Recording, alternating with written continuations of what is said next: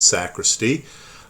It's that room kind of from that section in front of the altar over on the left-hand side. There's a glass door there. There's signs up that kind of direct you that way. But those confessions will be available in the sacristy from 5:30 to 6:30 p.m. this evening.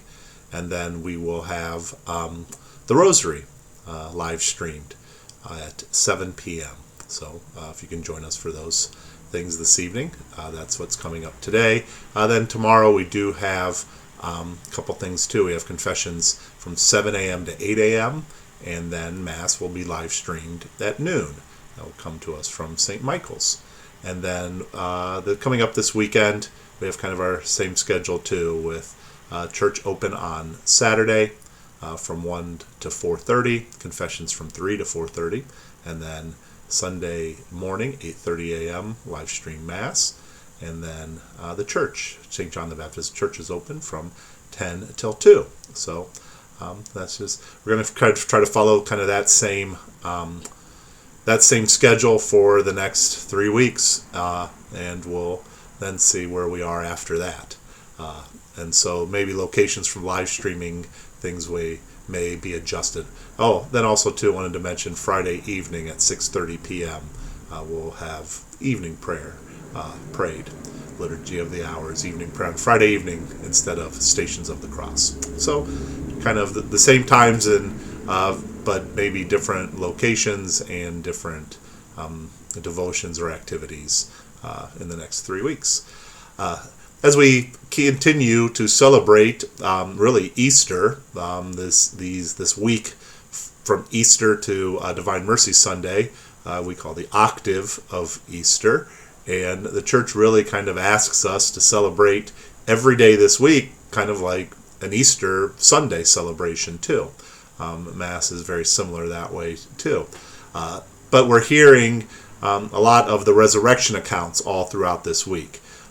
And one of the couple things that brought up to me first, and I think I heard Monsignor Charles Pope mention this too, is, if you think about what Easter Sunday morning, that first Easter Sunday morning was like for all the followers of Jesus, it had to be pretty crazy.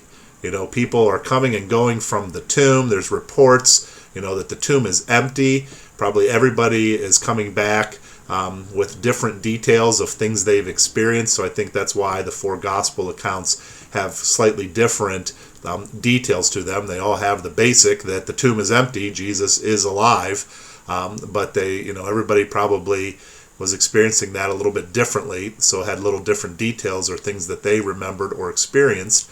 And so we continue to see that today. Today's gospel is Mary Magdalene weeping at the tomb still. So she is there. The Lord is gone.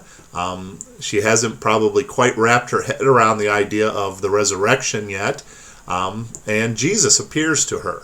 And, this is another kind of the other fascinating thing that we see this happen in a variety of ways in these resurrection accounts, that Jesus can kind of, I don't know if Jesus is hiding his identity or if they're just unable to recognize him because, again, they're not looking for the resurrected Lord in that way. And so I don't know exactly, we don't get those details, but it's interesting how Jesus can come. The road of Emmaus is another one. The 2 disciples on the path to Emmaus, he comes and talks to them. They don't know who he is until the breaking of the bread. Here outside the tomb on that Easter Sunday morning, Mary Magdalene doesn't know who Jesus is. She thinks he might be the gardener. She's not sure who he is until he speaks her name. And so there's always that something happens. In a way, Jesus does something that kind of wakes up those who are unable to recognize him. And so it made me think about, many times probably that I've failed to recognize that presence of Jesus in the proper way. But it's also, too, it's always kind of God's initiative that does that. Today's gospel, it's the speaking of her name that kind of brings about her recognition of his presence. On the road to Emmaus, it's the breaking of the bread that brings about the recognition of his presence. And so it challenges me to make sure that I am looking for that presence so that when Jesus says my name or when Jesus makes himself known in whatever way, that I'm ready for that. Many times, I think about that, him speaking her name.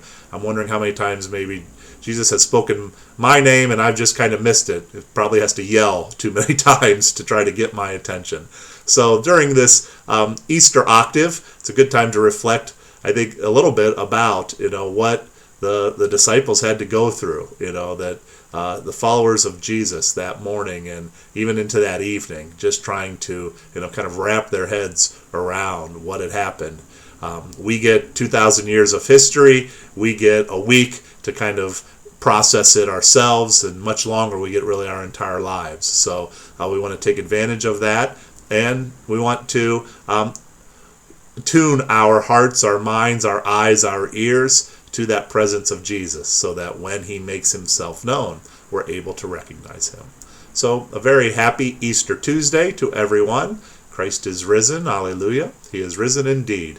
And I hope everyone stays healthy, and we'll continue to pray and look out for one another, and may God bless you this day.